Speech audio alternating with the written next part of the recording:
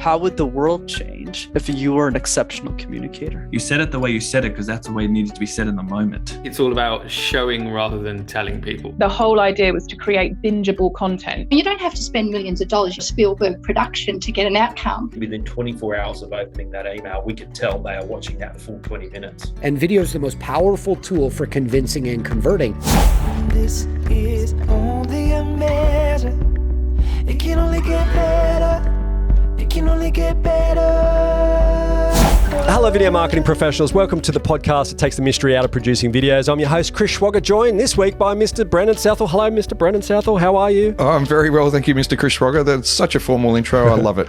How do financial advisors build trust? There's, I think, lots of different ways to build trust. And obviously, given that we're video marketers, we are always advocating video as a way to build trust within the financial industry. Well, today our guest is Andrew Zbick, the Director and Senior Financial Advisor and Personal Financial Coach of Creation Wealth, which helps clients understand their strategic investment. We've known Andrew for 10 years. He's managed our finances. He's one of the first DIY desktop studio financial services clients, and he's married with 3 children, enjoys woodwork, cycling, and rowing in his spare time. Andrew is also the local community of Lane Cove Council. He's the mayor and he's the counsellor, which is absolutely exciting for him. Andrew is going to show us a little bit more about what he's doing to get more time back into his day using video, in particular the DIY desktop studio. Here's our chat with Andrew Zbick.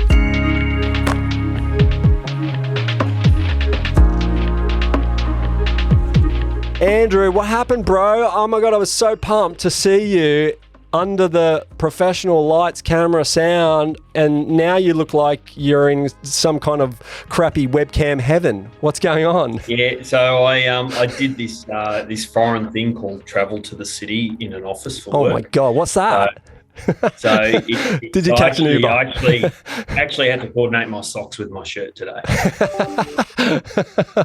Whatever's happened, you need a portable desktop studio to carry around with you. Is that the case? Yeah, I'm waiting on you guys to provide that. Well, I tell you what, chuck us a lead, mate. We'll make it all the word worthwhile. Look, Andrew, what is the general sentiment of Australians when it comes to financial institutions and advisors at the moment? A lot of suspicion. A lot of people know they need advice, but I've definitely noticed the advice process of engaging with someone is taking longer. It's interesting because our clients, our financial services clients, when I guess it comes to video or even marketing services, kind of quite, you might have to qualify this for me, but it seems like they're quite behind in just marketing in general. There's a lot of referral / walking in the door type of lead gen, word of mouth, that type of stuff. Why do most Australians hesitate, I guess, when it comes to seeking financial advisors? I think essentially there is a trust deficit following the Royal Commission. So most people will generally seek a financial advisor by someone they know, because that to them is the first way of going, well, if my friend or my work colleague can trust the advisor, there's a chance I may be willing to trust them as well. Right. So how do you build rapport and trust? It's meetings, but number of meetings of getting to know people. And I think the challenge we've had with COVID is you can't meet face-to-face. Right. So it's about presenting yourself, and Zoom is now our best friend. Yeah. So it is now a lot of video content. And to give you an idea, pre-COVID, I never took on a new client without meeting them face-to-face. Yes. I now have clients I've never met in the flesh. Yes. Yes. And the difference there has been obviously the COVID lockdown, but it's forced people to become comfortable with a format like Zoom to build a relationship, yes, and build trust. Yes. It's funny because I actually find it really weird when I'm talking to someone on the telephone now that I can't see them. Mm. Like it makes it so much harder, I reckon, to, I guess, be memorable in a way. Do you know what I mean? Because you just don't have the visual equity to kind of have, if they're a visual type person, you could cross each other in the supermarket and you would never know because you've not had that facial time together. I see Brendan having a bit of a smile there, which is step in at any time there, Mr. Souths. But I mean, no worries, all good. You, Brendan, I mean, you spend most of your time on phone calls, I guess, as opposed to the Zoom style stuff. But do you find the same thing? Yes, yeah, definitely. I think it's always great to come onto Zoom because then you can start to read all that body language and even tone of voice is a lot easier to decipher over things like Zoom. But Andrew, how are you using asynchronous video? So video that is sent to someone and they watch it in their own time. How are people responding to that? We generally will use a 3 to 5 meeting process to develop advice with a client. And other than now that a lot of that's done via a format like Zoom, I think the big game changer for us was traditionally we would finish writing what was called a statement of advice, which is legally our main document in which we are formally providing the advice to a client. Now, we would get that, finish the draft, and then we'd have to wait 2 weeks to try and book in a client to actually see them face-to-face to present the advice document. The clients would then go away with questions. That could be another 2 weeks before they write down those questions. So we're now talking 4 weeks. Give it another 2 weeks before they sign the document. So traditionally it was a 6-week process.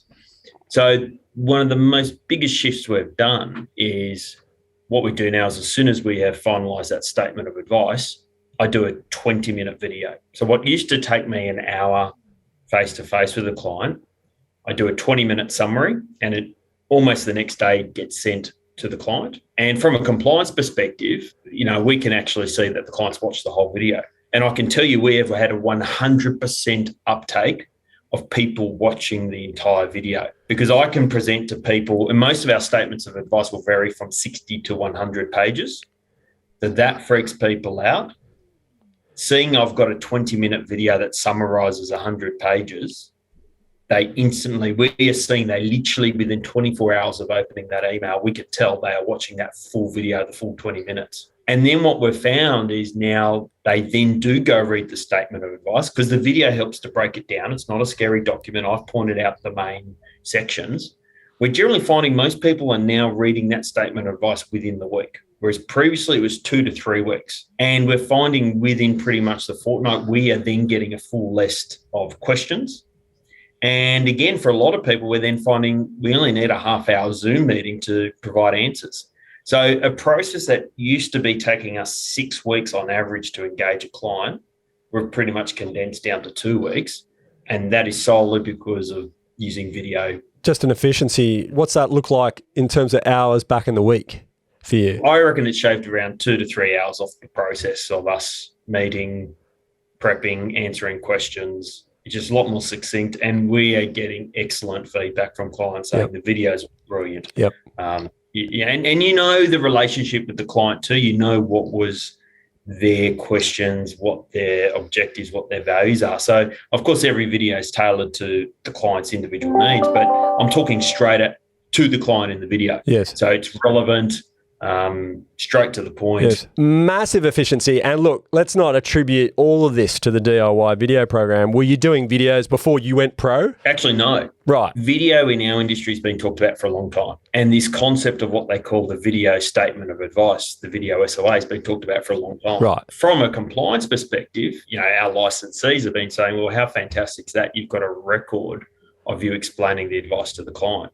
With accountability, I guess, that you could say at least that they've watched. You can't say exactly how much of it they've listened to or learnt from, but you haven't had to sit down and do it with them face to face. Yeah, well, and I think too, as I said, generally when we used to be getting the advice documents to them, because we never know how long it'll take to prepare, so we could never really book in the meeting to go through it. So we've knocked out a week to 2 weeks of just trying to line up diaries. The turnaround's much faster, but absolutely it was the confidence of going, I'm charging thousands of dollars for these plans, so there's no way in the world I would use this format for my SOA video. And I think it's a professionalism. It's that they go, I've paid, some of our plans are up to $12,000. Well, this format is not a $12,000 video, but yes, when we do use it, it's clean, it's crisp, it's clear, succinct. It gives people confidence. Are you sort of like differentiating here between the crappy webcam that you've currently got versus the DIY professional image? Okay, cool. Because I just wanted to clarify that,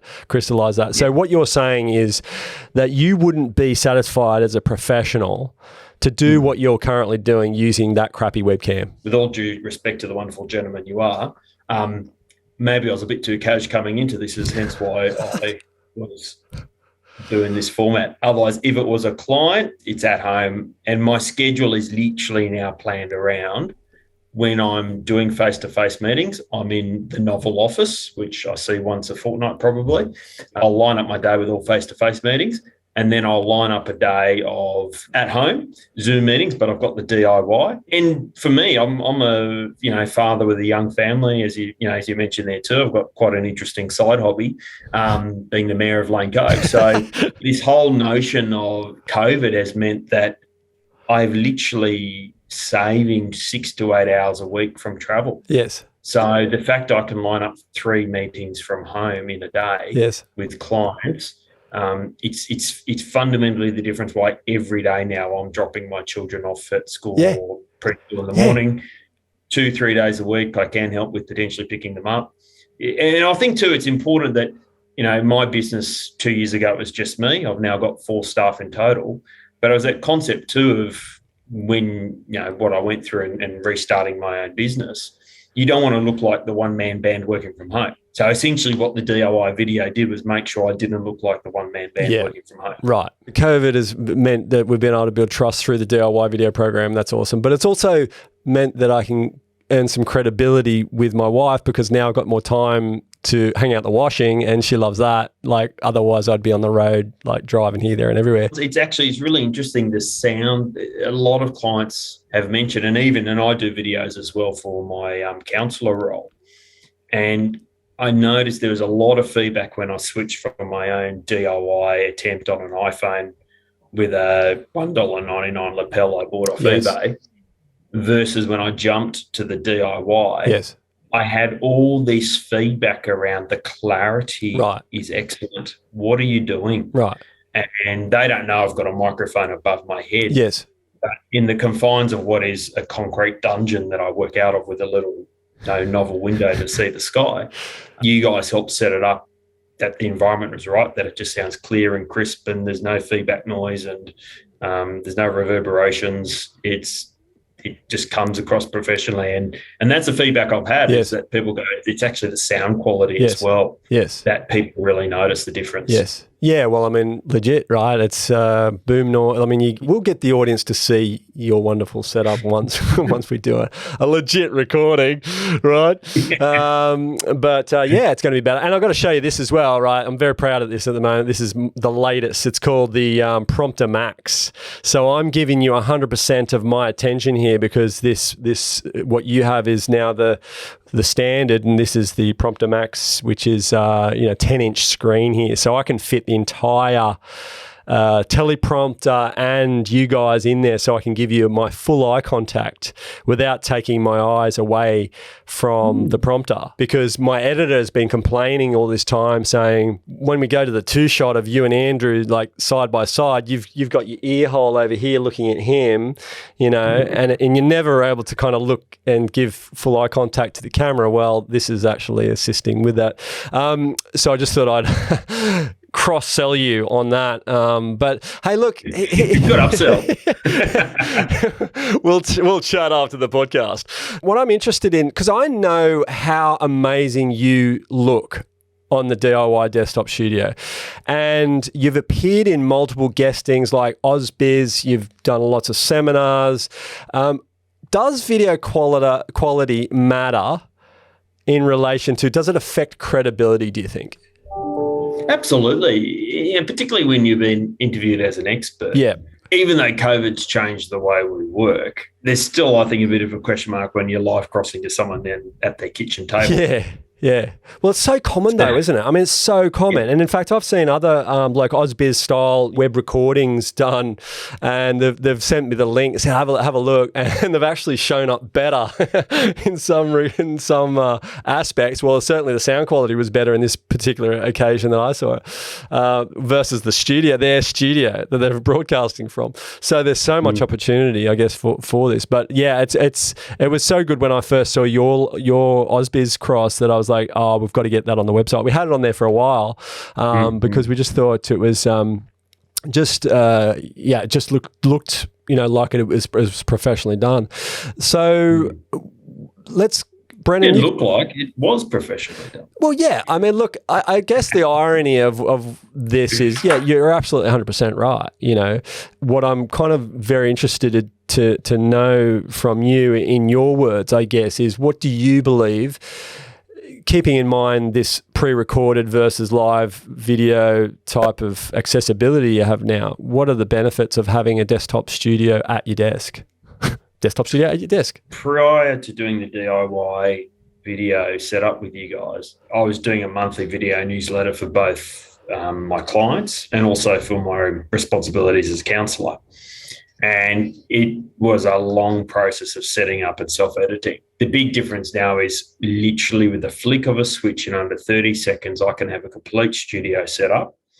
And it's been able to do the things of impromptu videos to update my clients. So if there is a decent share market correction or if there's been some big news in the super world, I can now spend 15 minutes working out what content I want to talk about, walk into my studio, under 30 seconds, we can be recording. And I think too, we've taken that to another level now of the post-editing that you guys do, because that for me was still taking myself 2 to 3 hours to do post-video recording. So that for me now is a real streamlined process that I've got planned on the first Wednesday of every month after the Reserve Bank meets. I know Wednesday mornings I've scheduled to do my filming. I upload it to you guys. And by the end of the day, I've got a version that I can then put in my newsletter and it goes out to the clients. It's timely, it's professional, and I'm current. And you got to remember too, for my clients, I've got 70 odd clients. So in a big news day, it's impossible for me to pick up the phone and call 70 people. But the fact that in 15 minutes, 20 minutes, I can prepare content, record it, and then it goes out to all my clients, well, that's my value proposition to my clients, that they get, they're reading the news headlines, there's panic out there, and they can then have a quick 2-minute video from me of just what my thoughts are and what my general advice is, but then a call to action. So when I send out all my videos, they then have a link to my diary via Calendly. So I actually find, again, the engagement with my clients, I've got about a 60% open rate of my video newsletters with clients. And it's interesting, I'll have a call to action in my video and I'll then get all these bookings from my clients. If they go, that's relevant to them, they'll schedule in a time to them. But I'm being proactive. Yes. And it's made it really easy for me to be proactive in that way. And it'd have to be really reassuring for them that you are being responsive and that you are thinking about them, even though it's in a pre-recorded sense, that you do pop up there when the time is important, I guess. What do you see as being like the biggest benefit to everything you've done, not just from a technical aspect of, saving time, on the edits and, getting content out in a timely manner, but what, if you looked at it from big picture down, what do you think is the biggest benefit of having the DIY, being part of the DIY video program? I think again, it's just helped to advance my business forward. There's a new way of doing things with how we interact with people, and it flows on too with the right tech. The Zoom links with Otter, which is a transcribing program. So in the spaces of, again, because then we transitioned to video meetings with clients, Zoom meetings with clients, but I was confident of holding them because, you look professional. It's actually easier now for me to meet a client via Zoom because I get a recorded transcript. And again, that saves what used to take me 40 minutes post a meeting in note taking. I just got to brush up in 5 minutes because I've got a recording. It's really forced me to think of, just how do I advance my business and make it truly a modern business. You're not shy when it comes to being on camera, I guess, but were you able to still get some polish up on performance? And if so, was that beneficial for you? Yeah, absolutely. And what about the scripting and I guess the workflow around the editing and things like that? Has that been working for you? Yeah, look, I think one of the best things, even for the shorter formats, what I've learned from you guys is you can see so many other people just put useless information in a video. Yeah. You guys have taught me just cut straight to the That's chase. right. And look, we used we used the DSO as part of, my council re-election campaign. It was actually pretty powerful for my colleagues who are running with me on council. We used it for creating video content for our election campaign, and the fact we had the teleprompter, and took them a bit of practice because they hadn't done that format before, but basically we had it to the point where I then helped them script. You've taught a process that is, you're not giving someone fish for the day, you're teaching someone how to fish as well and hold their hands. And as I've done with you guys, you help me for a little bit, and then down the track we'll touch base again, and you help me refine and it's almost like continuing education with how we present. And there's still so many other ways. Like, I think here right now I'm going, actually, I'm doing these statements of advice videos at the end of the process. Why aren't I doing a proposal video? And that's something you got promoted. So you've seeded all these other ideas and going, I should do that. I should, when I'm sitting down with the client in the first instance, rather than sending them a summary in writing, there should be a video as well. So there you go. There's a call to action for me to work on another project. But that's a point of difference. Well, look, Brendan, if you've got any further... Sure. Yeah. Well, just a quick one, Andrew. Basically, we've heard you using video for client retention, operational. But what about lead gen? Are you using video to start conversations with people that you don't know yet? Not yet. But I think that's the point there too, is that you guys presented in a bite-sized chunks. Because I think that was the fear initially of going, how am I going to change everything to video? And I think one of the things is, once I had my own setup, I found what I was comfortable with, and how I've adapted to use the video is growing. So it's, if anything, I'm using it more and more and more in many aspects of my life. Except for now. Except for now, which is, but seriously, it is. There'll be a point in my business where we'll need to order another DIY setup. So I actually envisage that our business will probably have 3 of these set up in various locations, because I don't want my colleagues, when they step up and are doing a lot more client work, I definitely don't want them Zooming from home or Zooming from this dungeon here. So it's a matter of time, and I think that is very clear in my mind. That's what we'll have at some point in time. So, well, that was short and sweet, but that's great to hear. Thank you so much, Andrew. And it sounds like, we'll actually confirm that when we finish the recording here. But and if you are going to watch this recording, don't go to YouTube. Scour the web. Try and find this video. You won't see Andrew anywhere. We'll actually just put a DIY coming soon sort of image over the top of his face. But look, hey, if you like, we'll come back and do this again if that's all right. We'll see how you're progressing in a couple of months. Would that be okay with you? Absolutely. Well, thank you so much. And I promise next time I got to be where it counts, mate. If there's one thing about coming on this show, mate, it goes everywhere. So who knows? And the clients, our guests do achieve new clients out of coming on and us kind of spruiking you and your business as well. So yeah, definitely do that. And that's Chris's coaching tip for Andrew for the day. Look, if you want to learn more about Creation Wealth or Andrew's BIC, have a look at the show notes for some details, and you'll get everything you need, and click through and see that he actually is mayor of Lane Cove Council, which is, I'm talking to a mayor now. This is amazing. It's clear if you're new in business, you're adopting videos and you're adopting a new studio concept, it really can revolutionize the way that you build trust for your financial institution.